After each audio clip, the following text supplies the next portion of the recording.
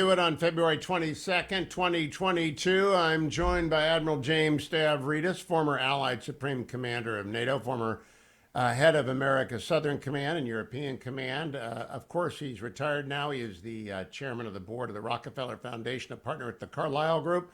Admiral, welcome back. I like to begin with my guests with just an open question. What do you make of events in Russia, Ukraine, and the West over the last 48 hours? Well, first of all, Hugh, happy birthday. Let's start Thank with you. that. And we'll always remember that on your birthday, Russia invaded Ukraine. And That's right. There's no other way to define it. An invasion, I tell you this as dean of a graduate school of international relations in a previous life. An invasion is the imposition of armed troops on a sovereign nation for political purpose without the permission of that nation. Doesn't matter whether it's a squad of Spetsnaz, a flotilla of warships into territorial waters, or 200,000 troops coming across borders. So we're in the invasion scenario at this point, and the question becomes, what do we do about it? I'm hoping to see the administration take some very strong measures as the next day or so unfolds, and the reality that we are not going to find a diplomatic path out of this settles into us all. Now, Jennifer Griffin is a very fine reporter with Fox News, tweeted this out. In a passionate message to troops, Ukraine's defense minister, quote, "The Kremlin has made yet another step towards the resurrection of the Soviet Union with a new Warsaw Pact and Berlin Wall. The only thing that stands in between is Ukraine and its army. Our choice is simple: to defend our country, our homes, our families. Nothing has changed for us. Tough road lies ahead. There will be losses. The pain, fear, and disbelief shall be overcome, but victory shall be our reward. Because we are on our land and the truth is with us, many guided by emotions will urge to chaotic decisions. We will now not allow this. Our strength is in unity, confidence, and in cool heads. Be patient. Hold the line for our brothers' memory, for those we love. Glory to the armed forces of Ukraine. Glory to Ukraine." What do you make of that, Admiral? I think it's well said. And let's also reflect on 2 a.m. yesterday. The president, Zelensky, made a similar speech, equally emotional. You know, Slavs are emotional people. And when it comes to blood and soil, they will fight, and they will fight hard. And there are 250,000 soldiers in the Ukrainian army. The Ukrainians have been encouraging civilians to sign up in a reserve corps. We are flooding the zone with weapons. We're really laying the groundwork for a resistance movement if Putin decides to go full Monty, blitzkrieg, go to Kyiv here. I hope he does not do that.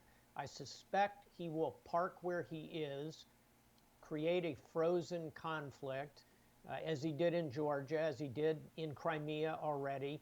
And then we might have some trade space for negotiation at that point. But if he decides to pull the pin and march to Kyiv, I think he's going to run into a buzzsaw from the Ukrainians. Now, Ambassador O'Brien, the former national security advisor, was interviewed by Axios yesterday. Axios lead story this morning. Ex-Trump advisor calls on the United States to prepare for Ukrainian government in exile. He has basically outlined the Churchill option, which is invite Zelensky to maintain the UN seat, the Zelensky government, the World Bank. Everybody deals with Zelensky, not with Putin's puppets. What do you make of the O'Brien proposition? Oh, 100% agreement. I've been saying that for a number of weeks. We need to think specifically and in concrete terms. What would this look like? What would it mean? Step one would be to get the Zelensky government out of Kyiv in enough time before a Russian advance, get them at least to the far west, to the city of Lviv, where the U.S. is moving many of its embassy personnel, many Western nations are. And then you need a plan C, if that's plan B. Plan C is government in exile. Where's it going to go? I'd nominate Warsaw. Another location might be London. The model, I think you mentioned Churchill, of that generation, the model is actually Charles de Gaulle, who ran the Free French government in exile for years. This is starting to look like the 1930s. We need to prepare for the 1940s, which is to say a resistance movement alongside a government in exile. That's Putin's worst nightmare, in my view. And I think to the degree there is deterrence left to shake at him, it would be through those two mechanisms. Now, Chancellor Schultz, the new replacement of Merkel, announced that he won't be signing the final paperwork for Nord Stream 2. That's not exactly blowing up Nord Stream 2, but it's better than nothing. And I remember in the 80s when Mitterrand became the socialist president of France in those era, became as strong as Reagan vis-a-vis Brezhnev and his successors. Do you think there's a chance that Schultz understands he really has to be as tough as Mitterrand was? I do. I'm quite encouraged by Chancellor Schultz. If you look at, he's only been in office a couple of months, and he's coming in behind a four-term chancellor in Angela Merkel. And he has, in my view, done all the right moves, which is to say he's consistently aligned with NATO. He came to Washington. He and President Biden made strong statement together. And here we see the actual implementation of what the Biden administration has asked for, which is to shut down Nord Stream 2. And by the way, a lot of people have this kind of apocalyptic view that if Putin turns off the taps, the lights go out in Europe and no one's going to have heat in their homes. That's not what's going to happen. If you look at the total energy consumption of Europe, Western Europe, natural gas is only 20%. Putin controls about half of that. So you're looking at about a 10% decrement in total energy need. I think that can be made up by LNG from the United States, liquefied natural gas, as well as from the Gulf states. It'll be hard. It'll be a scramble.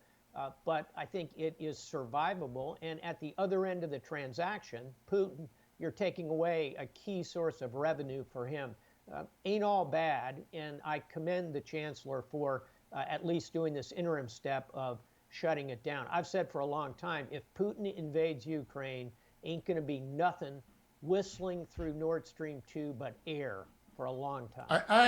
I wish they would be more specific. Maybe that will be coming. But I nurse this Mitterrand hope because Mitterrand surprised us all in the 80s and he was tough as nails on the Soviets. Let me turn, if I can, to Poland and Lithuania. The people who are most in danger beyond the Ukrainians are probably the Lithuanians. There's a Russian enclave within Lithuania. But that's an Article 5. Would we really go to war over Lithuania, Admiral? 100%. And I think that also at risk is Estonia, an even smaller nation, just over 1 million people in Estonia, but it has a fairly significant Russian-speaking minority. Putin has made noises about this as well. And don't forget, Estonia, Lithuania, and Latvia were all at one time part of the USSR and part of the Russian Empire. So it kind of falls into this, in my view, deeply flawed argument that Putin is using about Ukraine. So yes, the Baltics ought to be particularly concerned. Poland has its own very bad history, shall we say, with Russia. And so these nations are lucky to be behind the Article 5 guarantee. The two that I think are interesting to look at in this moment, Hugh, are Finland and Sweden, who do not have Article 5 guarantees, have exceptionally strong militaries, are watching this debacle in Ukraine unfold and have to be thinking, maybe this is time for us to join the NATO alliance. That, again, is part of Vladimir Putin's worst nightmare. The grand irony here is that Putin's actions are going to create a series of strategic failures for the Russian Federation. He ought to be a better chess player than he seems to be. Now, his speech yesterday, I don't know if you watched the simultaneous translation or just picked up the news. That's not a normal person's speech. It is not. And by the way, you don't have to be a fluent Russian linguist. Just watch the clips of that. Putin does not look well. He looks very heavy and puffy. His eyes look bad. He's snapping his head in weird moments. The whole choreography of it is off. And he's got 6,000 nuclear weapons. I mean, this is a very worrisome period of time for the world. Now, in terms of the people around him, I used to know everybody on the top of Lenin's tomb, but they don't do that anymore. There's only Putin and then there's the head of the FSB and the head of the international group. And then I don't know anyone. Is there anyone that can check him, or is he genuinely as isolated as Stalin became towards the end? There was never that Khrushchev, Brezhnev, even the fellow who ran the KGB for a while, his name will come to me, that succeeded Chernenko, not Chernenko, but the other guy. They all had people around. Andropov, that's it. They all had people around him. Is there anyone around Putin that can check him? No. And that is why we ought to be very, very, very concerned.